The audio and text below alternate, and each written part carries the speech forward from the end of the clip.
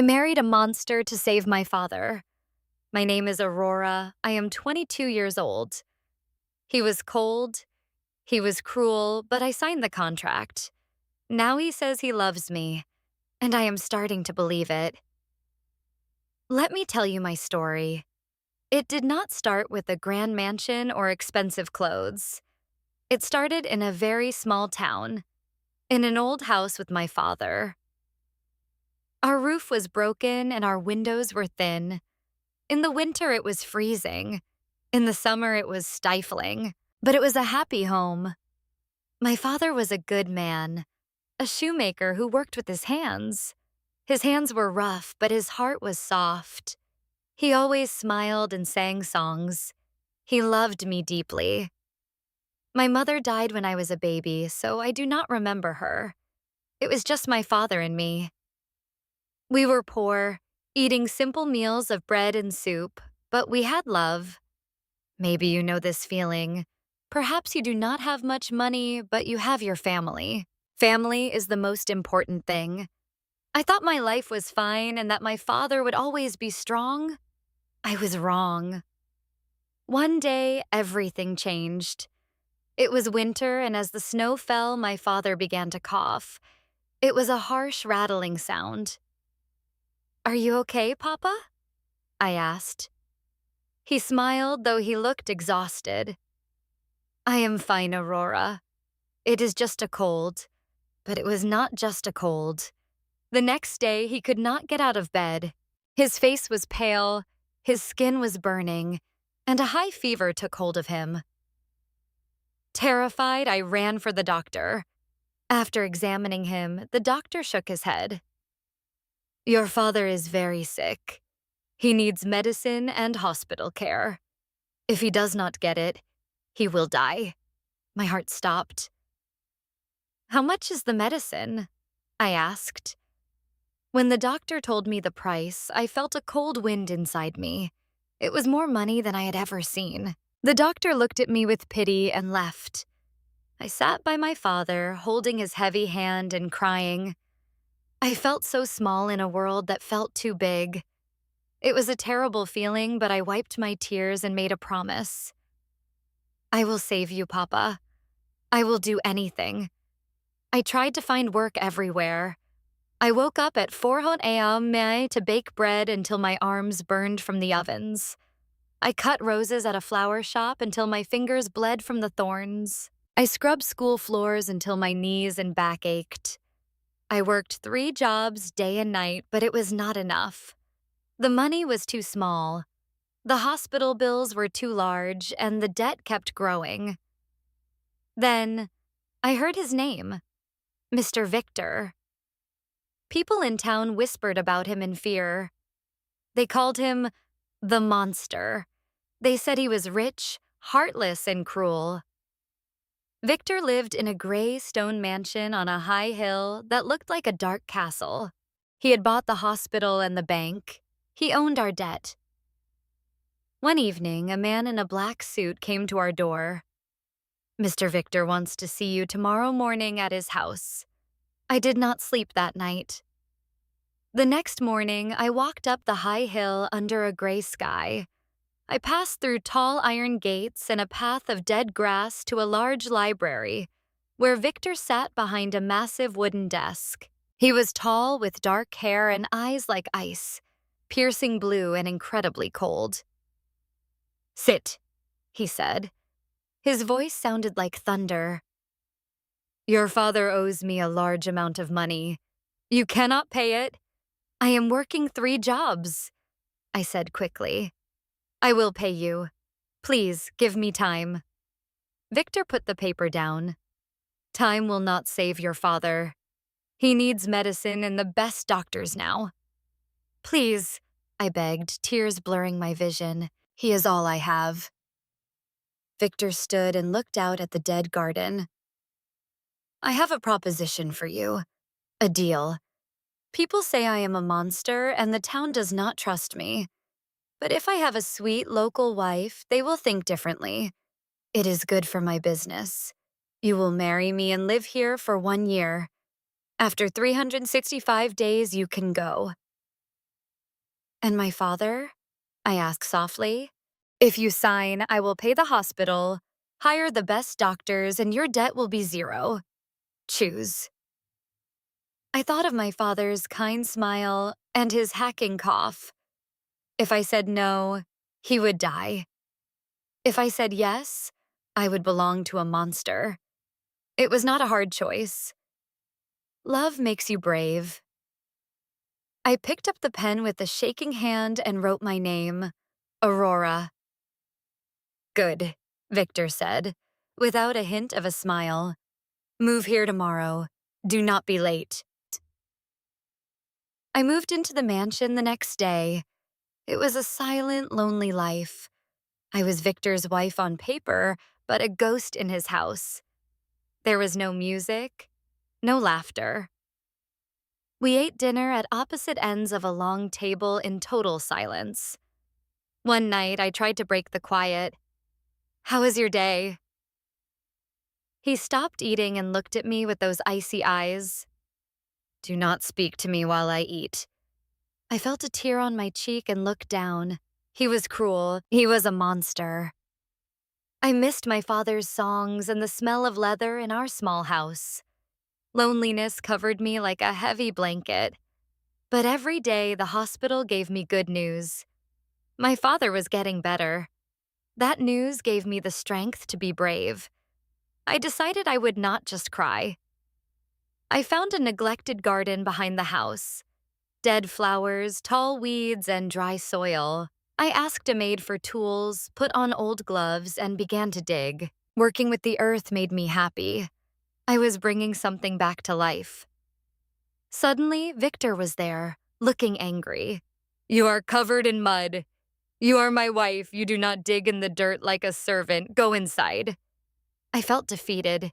He would never change. But the next morning, I looked out my window to see two gardeners with bags of rich soil and seeds. Victor had hired help. He didn't say a word to me, but he had sent them. Slowly, the garden began to turn green. A month later, a terrible storm hit. I have always been terrified of thunderstorms ever since one broke our roof when I was a child. I hid under my blankets, shaking until I couldn't stand being alone. I took a candle and walked to the library. I sat in a corner on the floor, knees to my chest, crying as the thunder crashed. Aurora. I opened my eyes. Victor was standing there. He didn't look angry. He looked surprised. What are you doing on the floor? I am scared of the storm, I whispered, expecting him to laugh. He didn't. He walked over, took a heavy, warm blanket, and sat on the floor next to me. He wrapped the blanket around my shoulders. Thunder is just noise, he said softly. The walls are made of stone. It cannot hurt you. Thank you, I whispered. Do you want me to read? He asked. He pulled an old book from the shelf and began to read a story about a ship on the ocean. His voice was deep, steady, and calming. I felt safe. I fell asleep right there on the library floor, listening to the monster read. When I woke up in my own bed the next morning, I knew Victor had carried me. My heart felt strange. I realized that maybe the monster was just a man who had forgotten how to be soft. To thank him, I asked the cook to teach me how to make his favorite potato soup. When I served it to him, he didn't smile, but he ate the whole bowl. That was enough for me. 6 months passed. The garden was beautiful, and the house smelled of roses instead of dust. Then my father called. He was healthy and coming home. Can I visit you at your new home? He asked. My heart stopped.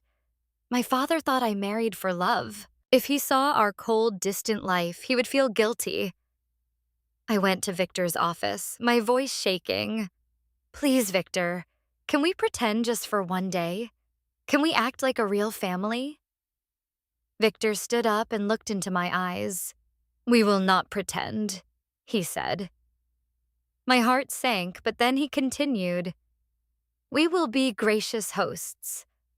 I will not let your father be sad in my house. When my father arrived, Victor was perfect. He was warm and welcoming. He gave my father a tour and listened to his stories about making shoes. We sat at a small round table for dinner, close together. My father smiled at us. I heard stories that you were cold, Victor, but I see the truth now. I see how you look at my daughter. You protect what you love. Victor looked right at me. His eyes weren't ice. They were like a deep blue ocean with fire inside. I do, he said softly. I protect what is mine. When my father left, I thanked Victor. You were wonderful. You didn't lie to him.